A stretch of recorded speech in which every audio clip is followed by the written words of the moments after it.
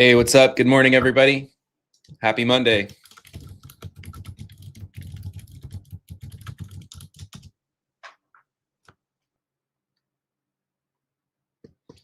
Good morning.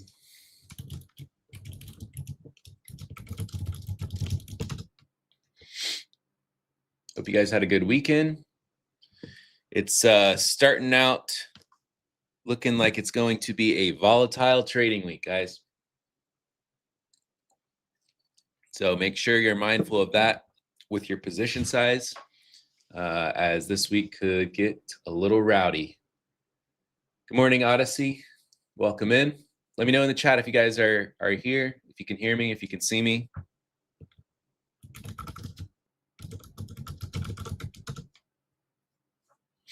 Let me know, and we'll start getting through the analysis to start the week.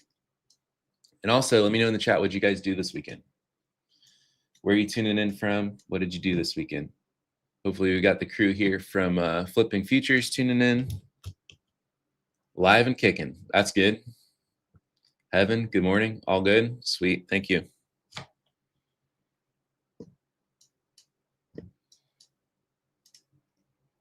So, feel like, man, I feel like we've had a whole week worth of events already over this weekend, right? Or whole month. Gagan Deep, good morning. Welcome in. Welcome in. So we're going to go through the analysis here, guys. So to kick things off, obviously, if you're just if you were under a rock this weekend, U.S. and Israel conducted strikes on Iran. Pretty probably the most full-scale war potential breaking out right now. So we need to be watchful for the volatility that's going to bring into the markets. Good morning, Pat. So last time the U.S. did strikes on Iran, it was a lot more limited, and it was kind of an in and out. And honestly, there was less of a response in the markets than I had expected. So kind of watching out for that here. This is this higher time frame, basically sideways range that we've been in here since October, November of last year. This range that I'm talking about here, you can see we've basically been sideways. This is just a daily chart on ES. And then more specifically, towards the lows of this range that we've been in basically since like December here, end of November, December, we've been in this sideways range here. And even within that, we were kind of consolidating at the lows for a few weeks here. So this is what I want to zoom in on the most here, is just this action here. And you can see how we've been sideways. We had a little fake out at the highs here that rejected at this upper trend line last week, right? A little fake out breakout, dropped right back into the consolidation range. That was a telltale sign of weakness. Now we've had this little panic drop here off the news since the market opened, little gap down from, obviously the markets digesting the Iran war news.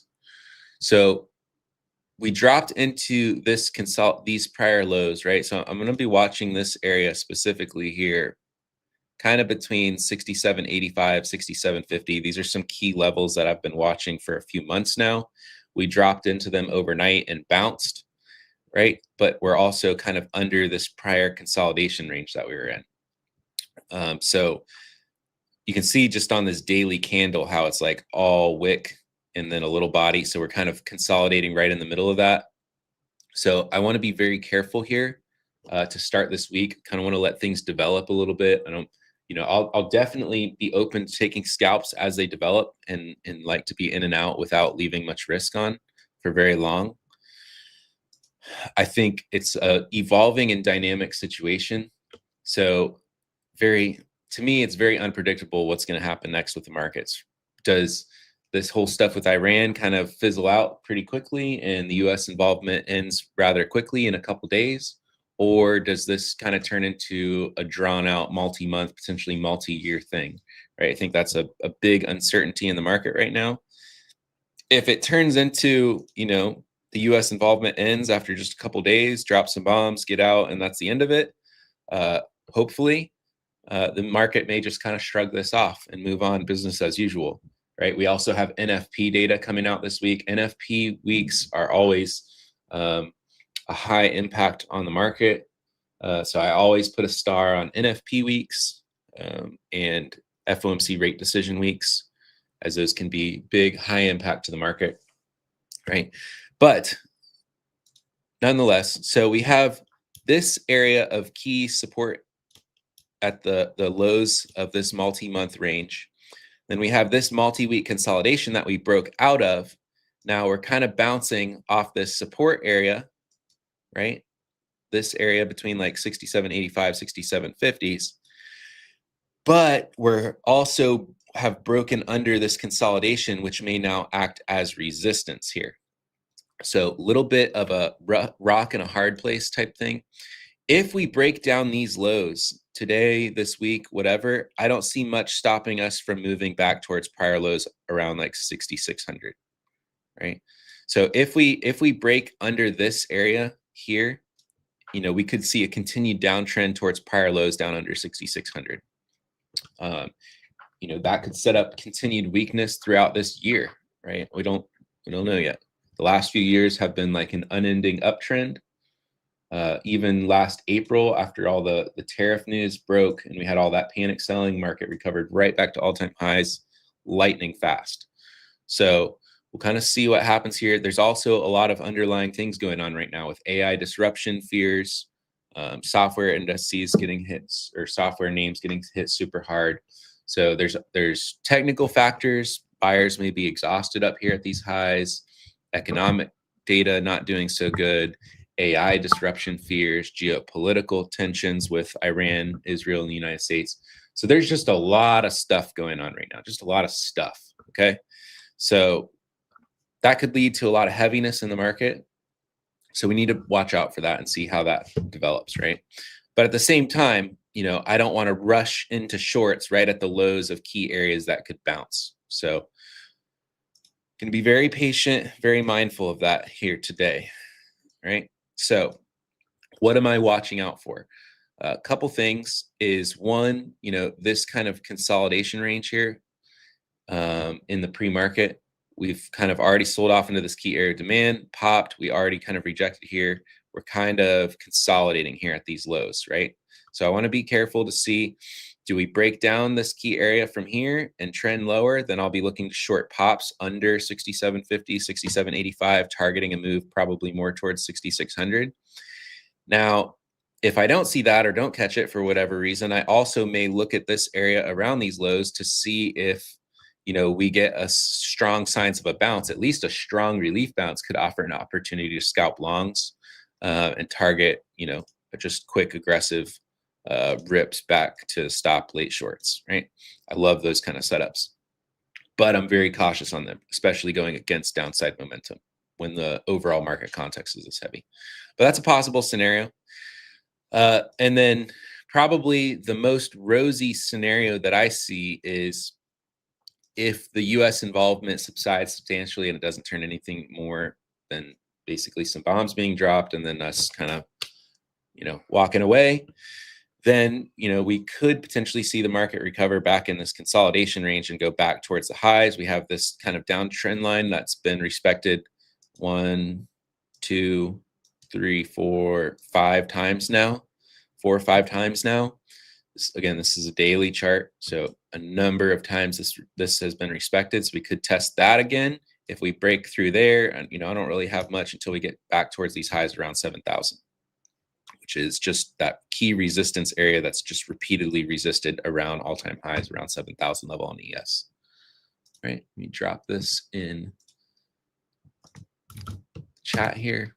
Let's talk about NQ. NQ, I mean, it's looking pretty much the same here as far as the overall analysis. Good morning, Clayton. I see you there. Good morning. Good morning.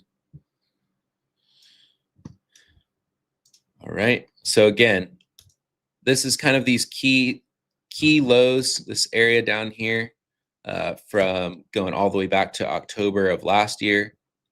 And then these kind of key highs up here. So between like 26,000 and 24,000 roughly, ballpark, right? We've had this massive just sideways range. And then specifically, again, just like ES over the last few weeks, we had this very tight consolidation range. Basically the whole entire month of February, we had a failed breakout, recaptured back in. That was a major sign of weakness. And now we've had a drop under it into this kind of multi-month key lows, right? And we bounced off that overnight. But again, now we need to watch very closely what happens next. Do we hold under this prior consolidation area and trend lower, right? Under there, right? If so, then we may see a scenario where we pop under there and then fail. And if we also continue to break under these prior lows, then that would be a major sign of weakness. And I don't see much stopping us to continue at that point to move lower towards these prior lows here, roughly around under 24,000, maybe 23,800 to 600 ish would be like the next area where we have seen a lot of demand, right? See how major times the market has bounced off this area. Right, so that's a key area of support down there. That would be where I have my eyes for the next drop, right? If we do get a drop down there, I may see if at least a strong relief bounce is offered off there as an opportunity to scalp to the long side.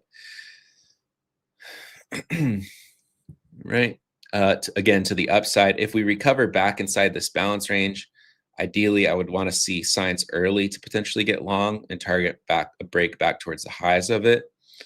But again, if we go back inside the middle of this range, this multi-week range that we spent basically all of February, I want to be cautious kind of initiating anything inside the middle of there, right? And if I do, it will be very much just kind of scalps, limited risk exposure, just in and out from key opportunities, reading the tape, right? Seen a lot of heaviness build already here in the pre-market, coming back towards this key area around 6,800. So let's watch out for this. Let me pull up some volume profiles here.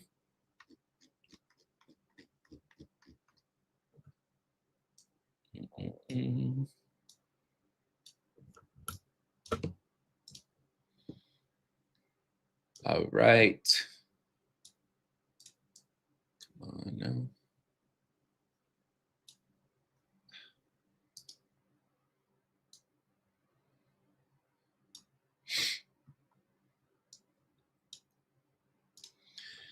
Right, so here is this range that we're in the pre-market here. You can see this consolidation range built. We had that panic drop overnight off the gap down, the market reacting to that news, recovered back up into this area and now kind of consolidating a bit around it.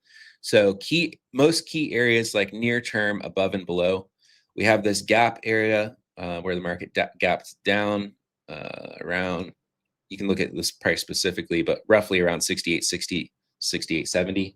That was also a key area from the tape. That area around 68.60 plus or minus some points was an area that we've repeatedly saw a lot of large activity on the tape. And now we gap down on the breakdown under that, which is interesting. Let's see, the other near key areas, we have this low volume node just under this balance area from the pre-market, right around 6,800, right? So I would watch out for this to, at least get a relief bounce off of. Potentially we could see an aggressive bounce off that. If we don't, and if we do break through that, I would watch in the near term for that to act as resistance, this area around 6,800. That's like the nearest key area that I see, right? And if we do, then we could head at least back towards this area around 68.7, what was that key area? Around 68.75 to 50 is that next key area that I have from my candle charts. And you can see how we dipped down there already on this panic sell-off, and no coincidence, that key technical area is exactly where the market bounced overnight, right? So if we drop down there, then again, I would be kind of watching for either to use that as a target if I find an opportunity for shorts, or potentially watch a bounce off of it to scalp longs, right? Sometimes, a lot of times, even in bearish downtrending markets, you can have really aggressive bounces that offer pretty easy, nice opportunities to scalp to the long side. Now, what you don't want to do is, without incredibly good confirmations, you don't want to be just fighting a trending move and just blowing yourself up, blasting yourself in the face as the market sells off or rallies in a strong move and just trying to fade it, trying to reverse it. That's not what you want to do. All right, drop that in there. Let's take a look at NQ. I'll pause for some questions, guys, but let me just kind of circle through here. NQ volume profile looks a little choppier here, not quite as clean as ES.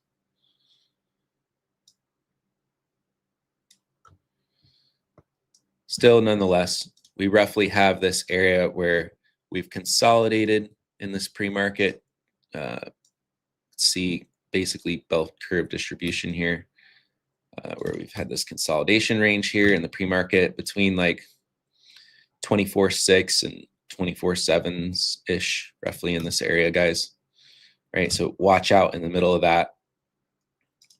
If we do, break down, we could continue lower back towards these prior lows here.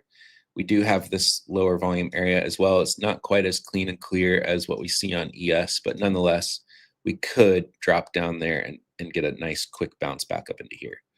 If the market shrugs this off and recovers and we get back above here, we could, go back for a retest of this gap area. Again, this is that gap area on NQ, which is also an area that we could look for a reversal or a breakout above.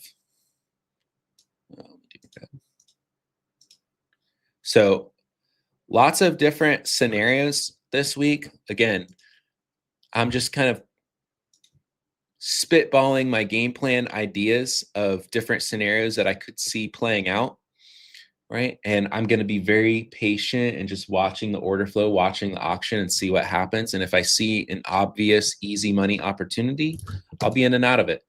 What I'm not looking to do is I'm not looking to be exposed in these market conditions for very long, right? I want to see clean and clear opportunities that I can play quick intraday scalp type trades. As always, right? That's what I always do. But especially in these conditions, I don't see a clear direction necessarily, right? We've already kind of sold off into some key lows. I think the market is still processing what's going to happen with Iran. And then also we have, especially this week, we have upcoming news with non-farm payrolls, okay? And that's going to be another big one. So there's just a lot of dynamic stuff going on, and I think it's very important this week to be very patient. Let me pull up my calendar here and show you guys. So today, also, we have manufacturing PMI news at 9:45 and 10 a.m. So that's going to have a higher, potentially volatile impact on the markets. So we need to watch out for that. Tuesday, tomorrow, not so much key stuff. And then Wednesday, we have the precursor to the main NFP data release. We have the ADP NFP data release, which is an important one to watch out for, right? A lot of people look at that as kind of an early indicator for the main NFP data release on Friday. So lots to talk about. I'll be back every day this week in the pre-market on the streams to go through things with you guys. Let's pull up the fundamental analysis here on my market AI tool. See, global markets open under pressure with heightened volatility across equities and commodities, driven primarily by surging crude oil prices and supply route concerns, aka Iran. The portfolio exhibits mixed technical signals, with equity indices showing neutral to bearish daily bias despite some hourly bullish undertones in tech-heavy assets. Energy-driven inflation concerns and upcoming central bank communications are weighing on sentiment. Though broader market resilience persists as traders await key economic data releases this week, aka NFP. Right? So kind of some mixed signals. There's a lot of kind of bearish things going on in the market, a lot of uncertainty and fear. However, at the same time, the markets have stayed very, very resilient every time these things have occurred over the last couple of years. So it's hard to be too certain, right, that we're going to downtrend from here, we're going to sell off from here, because I've seen this a lot of times, and then the market just kind of shrugs it off. And so it's very important to be patient and not think you know something before it actually occurs, right? So the biggest things weighing on the market right now, geopolitical tensions is obviously the number one. Escalating US-Iran tensions, military operations have triggered a sharp risk-off selling, which we already saw overnight. That is also adding to a surge in oil prices, right? Because obviously geopolitical tensions in the Middle East, war in the Middle East directly impacts oil exports.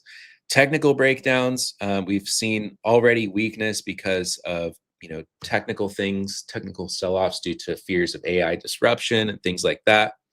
And then kind of a smaller weighted thing is we've had some mixed different kind of earning reports in different sectors, right?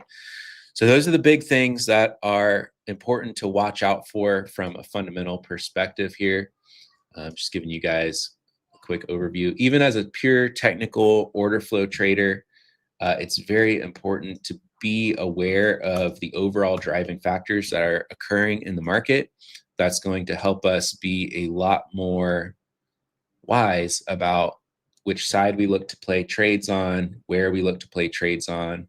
If a move is a massive fundamental shift in the market, or if it's just a technical thing that we could potentially fade. It very much depends, right? And it's very important to gain experience under these different kind of market conditions and understand the different behaviors that the market has in these different types play out. And that will add to your intuition skills with the market, even as a discretionary technical trader. All right, so I'll pause here for whatever questions that you guys have, and we'll talk about it briefly. And then we'll jump over in the Flipping Futures Discord, where I do coaching and mentorship. We'll be live for the trading session there, as always. Take a look here.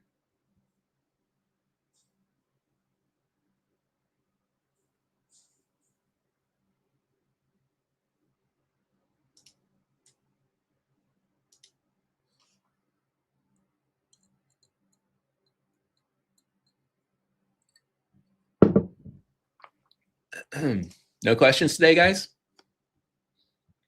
That's a first. Everybody's just kind of sitting back in shock and awe, like wondering what's going to happen next with these markets.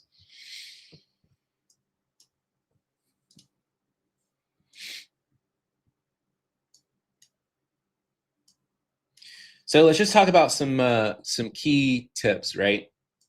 In trading in general, when the market goes into very high volatile trading conditions, it's very, very important, and one, to be mindful of your risk management, and that goes hand in hand with position sizing. So, as price swings widen, volatility increases, the tape is thinner, we have larger movements in price, you're likely going to need wider stops, and that is very important to adjust your position size so you don't end up risking significantly more. In my opinion, especially early on in trading, obviously now being a trader for a long time, I do kind of more dynamic risk depending on the opportunity, but that's still within a range, right? It's very important to be consistent with how much you make risk per trade, per day, per month, etc. Right? So very important as these conditions go very volatile, wider swings in price, to probably reduce your position size. Also be mindful of margins, your broker's margins, or if you trade a personal account, obviously margins will likely be increased.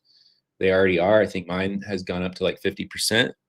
So make sure you mind your position sizing and mind the margins from your broker. Also, it's very important, in my opinion, to stay patient, sit back and look at more higher time frame analysis, more key levels, and not get caught up in volatility noise in the middle of non-key areas, right? Just because you see, large price movement per se may draw you into FOMO trading, right? So it's very important as these conditions get highly volatile to sit back and wait for very key levels. probably reduce your position size to compensate for risk, and make sure your emotions as a trader do not heighten with the heightened volatility of the markets. So as the markets become more unpredictable, more volatile, our emotions as a trader do not. We stay stoic, we stay the same as we always. It's just business as usual, just slightly different conditions. Very cautious, probably no trades today. If you're new to these kind of trading conditions, this is a great learning opportunity this week.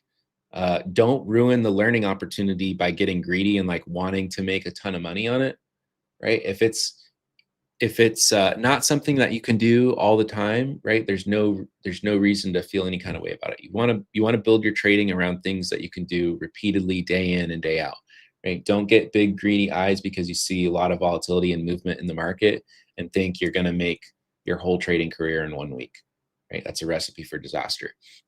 So reduce your size, focus on consistency around the same setups that you would normally like to look for. And if you're new to these kind of conditions, use this as a learning opportunity. It's not the first time and it's not the last time the market's going to go into these kind of conditions, right? Where we have a lot of fear, uncertainty, doubt, volatility, downside pressure, right? We haven't seen this too many times over the last couple of years. So this is a good opportunity to just kind of take it as a learning experience. Game plan today, wait more, execute less. That's a good plan. DG Finance said, appreciate these morning breakdowns. Very cautious, probably no trades today from Pat. Very good stuff, guys.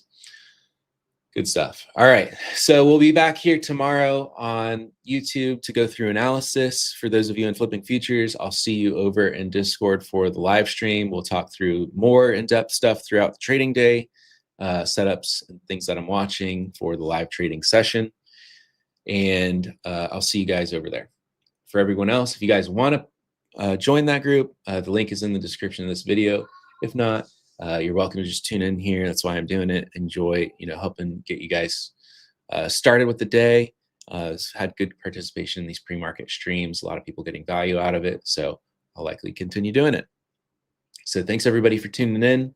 I'll see you guys back here tomorrow around 8:45, and we'll go through analysis again as things develop this week. Like I said, it's going to be a very interesting week.